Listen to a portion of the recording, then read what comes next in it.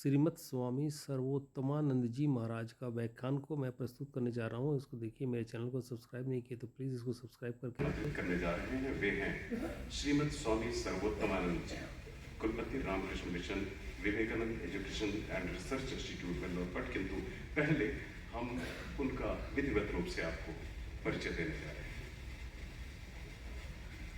हैं। सर्वोत्तमानंद जी, कुलपति Ramakrishna mission Vivekananda education and research institute Vellore Math, Howrah. IIT Kanpur से कंप्यूटर साइंस में बीटेक वर्ष 1989 में एवं PhD वर्ष 1995 में। वर्ष 1985 के IIT एंट्रेंस एग्जाम के ऑल इंडिया टॉपर रहे हैं आप।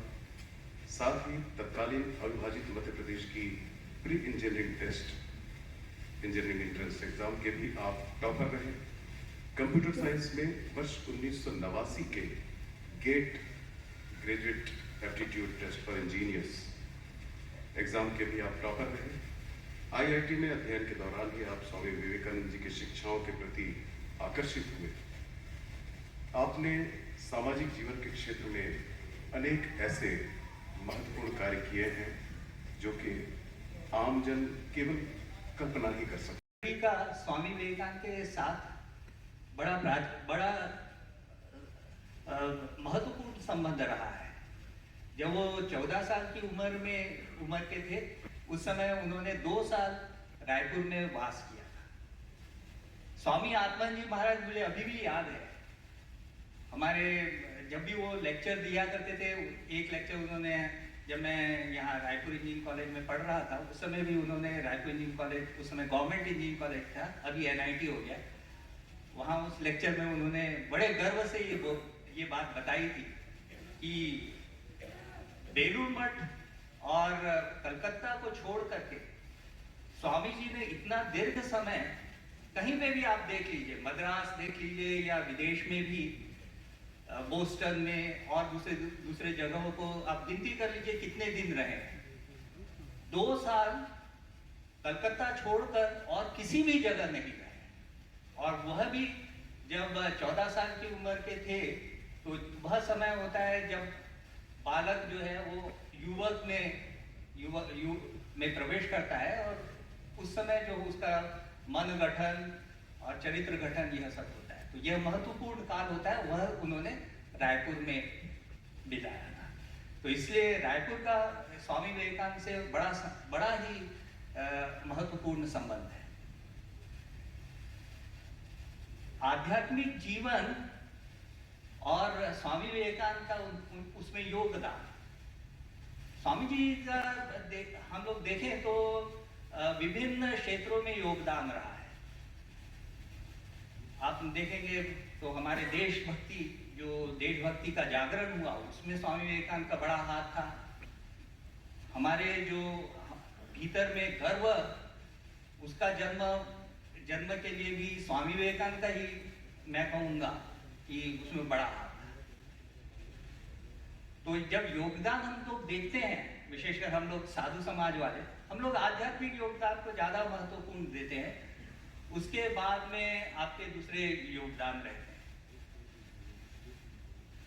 जैसे आपके जो है आदर्श जीवन यापन करने के लिए। एक और मैं बात कहना चाहूँगा, मतलब सिर्फ उन्होंने कुछ कहा, उनकी वक्तृताएं हैं, उसके लिए हम लोग उनका योगदान को नहीं ज़्यादा मानते।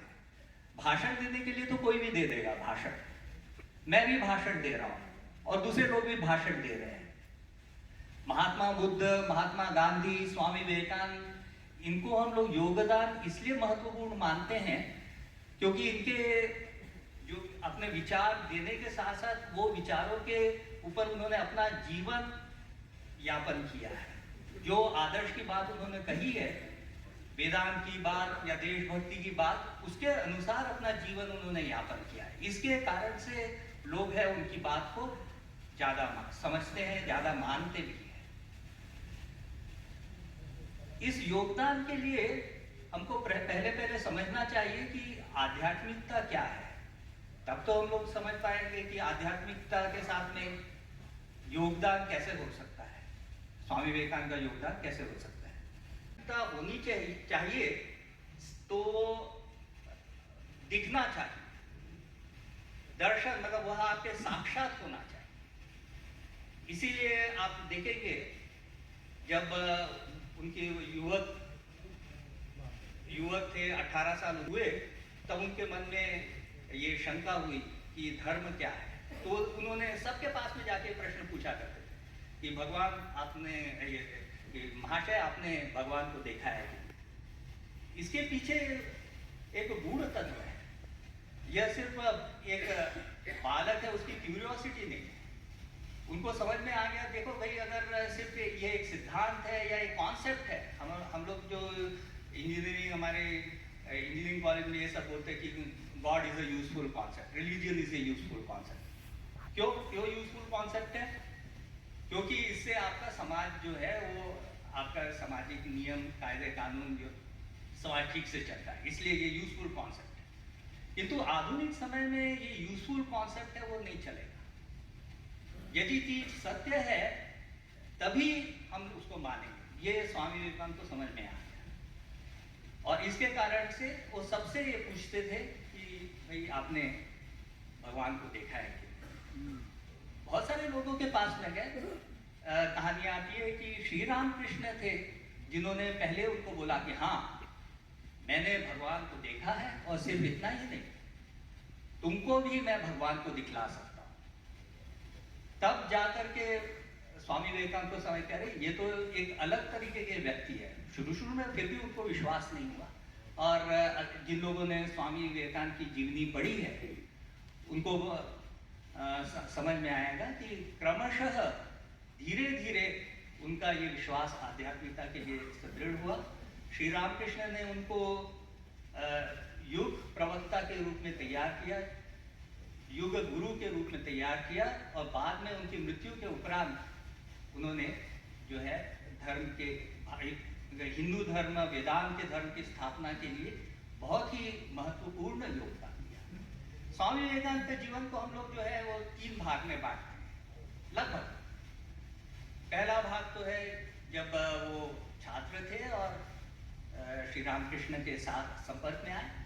द्वितीय है जब वो परिव्राजक के रूप में उन्होंने पूरे भारत का भ्रमण किया। और तृतीय है जब उन्होंने सब गुरु के रूप में पूरे संसार को उन्होंने जो है दिशा और उपदेश प्रदान। हम लोग जो है आध्यात्मिकता को इतना महत्वपूर्ण इसलिए मानते हैं क्योंकि वो आपके जीवन के उद्देश्य से संबंधित है। ये भी असल में एक महत्वपूर्ण प्रश्न है। महत्वपूर्ण प्रश्न है। हम लोग सोचते हैं कि ठीक है कि प्रश्न पूछने में हम लोग थोड़ा देख रहे हैं, दिख रही है, तो उससे आपको पता चलेगा कि वह चीज जो है आपका जो हैलुसिनेशन होने का जो संभावना है, होने की संभावना है, वो कम हो जाती है। तो स्वामी विवेकानंद का, श्री रामकृष्ण का, तुलसीदास, मीराबाई और अन्य जो हमारे जो तत्वदृष्टा लोग हैं, उनसे ये समझ में आता है कि आध्यात्मिक जगत सच है। और आध्यात्मिक जगत सच होने के बावजूद भी आप देखोगे कि उसमें जो है विभिन्न मतलब आप रहस्य और चीजों को कठिन करके बलि देने के समय महात्मा बुद्ध पहुंच गए। उनको उसके ऊपर जो मेमना था उसके प्रति बड़ी दया आई। जब दया आई उन्होंने बोला कि देखो, जब तुमको लगता है यज्ञ करके इसकी बलि देने से तुम्हारा पुण्य होगा, तो मैं तो तथागत हूँ, यदि मुझे तुम बलि दे दोगे तो तुमको कितना पुण्य मिलेगा, इसलिए इस मेमने की जगह मुझे बलि दे दो। तो कथा आती है कि राजा का मन परिवर्तन हुआ। अब आप सोचेंगे कि मन परिवर्तन क्यों हुआ? मन परिवर्तन इसलिए हुआ क्योंकि राजा लोग जो है ना, राजा पहले के राजा आप देखिए कितने अहंकारी रहा करते थे, और कितना आप देखोगे कि पूरा आपके ये है कि अहंकारी और उनकी जड़ बुद्धि भी रहा करती थी, और बड़े एरोगेंट रहा करते थे। उसके सामने ऐसा आप बोल रहे हैं, अभी आपको लगेगा उनके सामने बोले तो आपका गला ही काट दे लगेगा ऐसा, और लोगों को लगेगा कि ये तो नाटक है। अभी जैसे अगर कोई हमारे नेता लोग ऐसा कहेंगे कि हाँ मुझे लोग के प्रति दया है, पशु के प्रति दया है, आप बोलेंगे नाटक करता है। लेकिन महात्मा बुद्ध की कथा बात में सच्चाई